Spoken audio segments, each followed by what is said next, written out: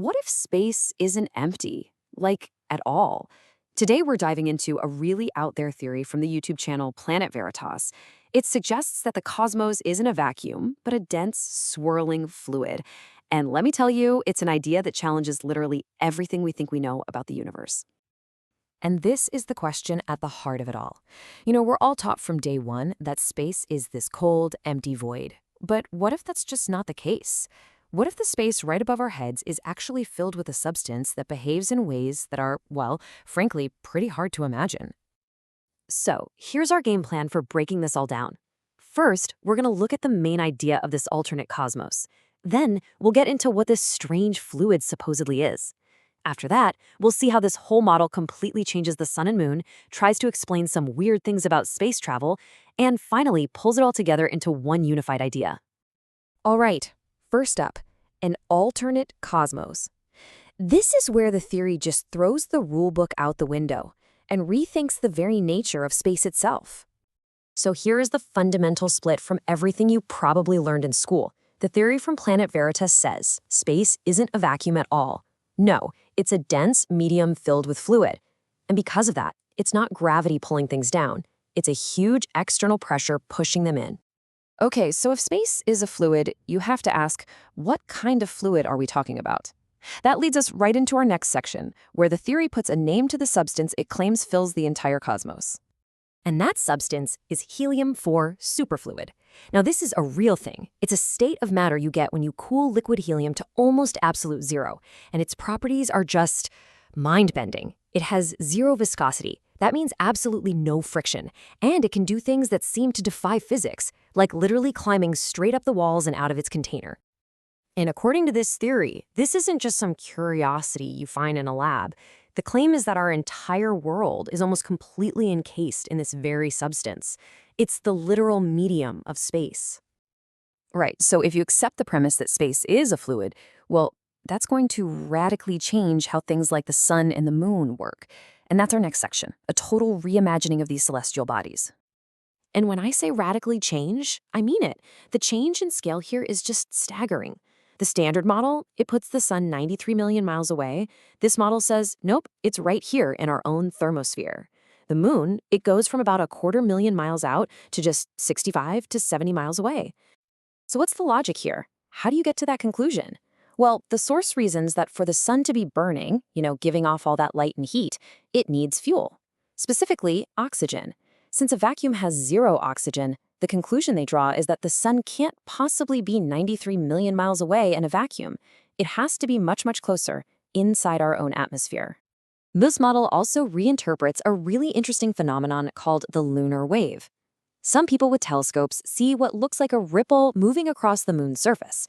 This theory says that's not a wave in some kind of fluid. Instead, it argues that if the moon is only 70 miles away and its surface is over 250 degrees Fahrenheit, you'd just be seeing a simple heat mirage, the exact same kind of shimmering heat wave you see coming off a hot road in the summer.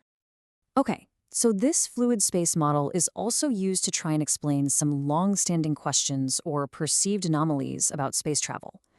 Let's dig into how the theory handles those.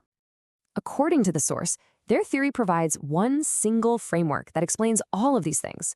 Why astronauts spend so much time training in giant water tanks, why space shuttles have to cut their main engines, why the ISS seems to kind of bob up and down in orbit, and why astronauts describe space as being this profound, unnatural black.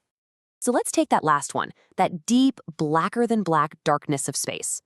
The theory explains this not by saying it's empty, but by saying it's full. The idea is that space is filled with a dark fluid that just soaks up light. To help you picture this, the source points to a real material called Vanta Black.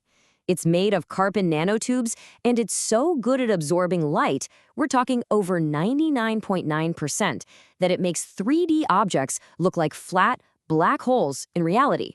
The theory basically suggests space is filled with a natural medium that acts just like that. Now, what about that main engine cutoff? This is a really crucial point in the theory. It argues that this isn't about orbital mechanics at all. It's a safety procedure. The idea is that as the shuttle gets higher, it enters a layer of supercombustible hydrogen and helium being blasted off that very close sun. So to avoid a gigantic explosion, you have to cut the engines, the source of ignition. So finally, let's look at how the theory pulls all these threads together. It proposes a unified model for the entire cosmos that actually replaces the concept of gravity completely. Yeah, you heard that right. In this model, gravity as a pulling force simply doesn't exist. Instead, all motion comes from pressure. As the source says, everything is being pushed down, from you and me to the airplanes in the sky. It's a universe governed by fluid dynamics. So what's actually creating the motion in this fluid cosmos? The theory points to yet another real phenomenon found in superfluid helium: quantum vortices. When you spin this stuff, it forms thousands of tiny, incredibly stable whirlpools.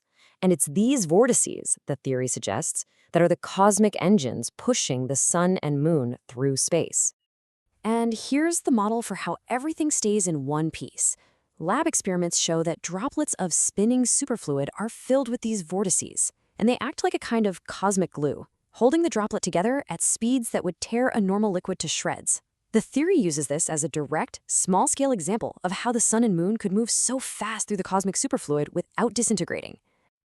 And so we end up right back where we started, with a really big question. We've laid out the key ideas from the source material: a space filled with superfluid helium, celestial bodies pushed along by quantum vortices, and a universe governed by pressure instead of gravity. The final question, the one that hangs over all of this, is: could this model, in any way, actually explain our world?